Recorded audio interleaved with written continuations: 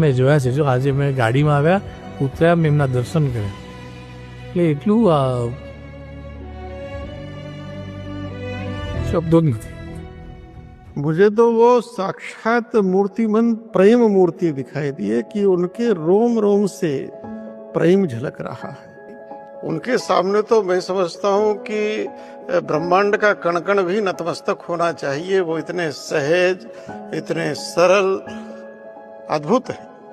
ભગવાન તુલ્ય સંતને જ્યારે મળતા હોય બસ એનો સ્પર્શ જ આપણા જીવનની અંદર પુલકિત કરતો હોય છે. જેમ આજે હું પણ એ સ્પર્શને એ અનુભવ માણી રહ્યો છું. Swami is someone who was an epitome of compassion and love. There was so much of compassion in his eyes. Hence I used the term avatar of God when I saw him. Well, I should have said I'm seeing God himself. महंत स्वामी महाराज के जो दर्शन हुए आज, चेतना को छूने का जो उनकी जो क्षमता है वो जबरदस्त है. ये तभी हो सकता है जब वो एक रियलाइज्ड सोल हो.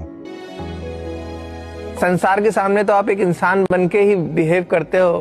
आप एक हमेशा एक कुछ ओढ़ के चलते हो कि मैं ऐसा नहीं, मैं ऐसा हूँ. कुछ बनावटीपन रहता है.